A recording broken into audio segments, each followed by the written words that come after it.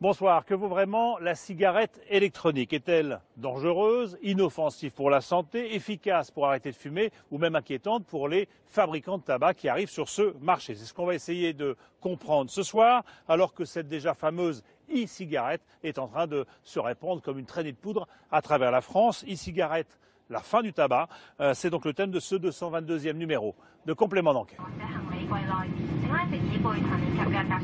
Destination la Chine pour rencontrer les cigarettiers du 21e siècle. C'est le seul pays au monde où l'on fabrique des e-cigarettes. À 2 heures de voiture d'Hong Kong, la ville de Shenzhen, 20 fois la taille de Paris, le poumon de l'industrie chinoise. 200 usines se sont lancées dans la production de ces objets électroniques. Et c'est l'un des leaders qui nous ouvre ses portes. Une première. Hello. Good morning. My name is Roman. Oh, Roman. Okay. This is Ray. Ah, nice to meet you, Roman. De Kang, ça veut dire la vertu et la santé en chinois. L'usine de 5 étages était dans l'industrie pharmaceutique. Le groupe s'est totalement reconverti dans le business de la e-cigarette. Le marché augmente de manière folle.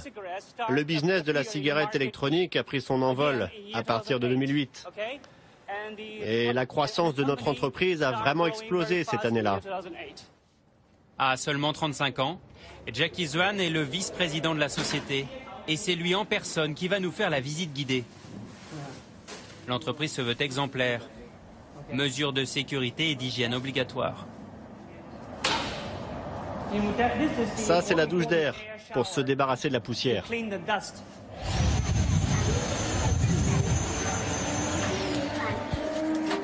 Nous entrons dans le cœur de l'usine, la salle des cuves. Ici, on fabrique la matière première, le précieux liquide utilisé dans les cigarettes électroniques. Une mixture couleur or, pas de goudron, pas d'ammoniac, pas d'arsenic. Pour Jackie Zhuan, c'est un produit presque 100% naturel. Nous utilisons comme ingrédients des extraits naturels de feuilles de tabac, des solvants et des arômes. Voilà, ce sont les 3 composants principaux.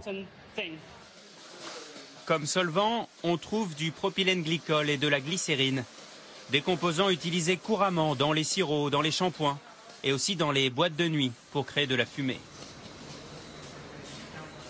Sur l'emballage, pas un idéogramme chinois. Tout est vendu à l'export, aux États-Unis, en Russie. Chaque jour, De Kang produit 7 tonnes de e-liquide pour une 50aine de pays. Et l'Europe est le nouvel Eldorado. Nous avons des usines gigantesques et nous avons tous les certificats et surtout l'expérience.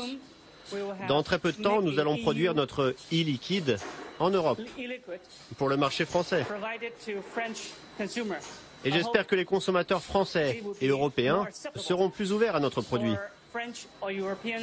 Nous allons ouvrir une usine en Roumanie. Une usine identique à celle-ci. À l'étage du dessus, 10 chaînes de fabrication produisent 70 000 cigarettes électroniques par jour.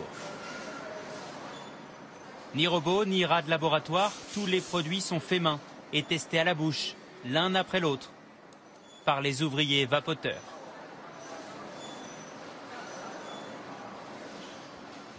Au bout de la chaîne, le contremaître est fier de nous présenter le coffret vendu par De Kang. Un écrin élégant, rien à voir avec un paquet de cigarettes. Pas de mise en garde, pas de photochoc, pas de fumée tue. Quand tout le monde aura réalisé que notre produit est beaucoup plus sain que tous les autres produits du tabac, alors je pense que la cigarette électronique va un jour remplacer la cigarette traditionnelle. Les Chinois ont l'audace de défier les géants du tabac avec leurs cigarettes miracles. Reste une question, leur produit est-il totalement sans danger pour les vapoteurs? Ces fabricants n'ont aucun doute. Ils seraient inoffensifs et contrôlés chaque jour.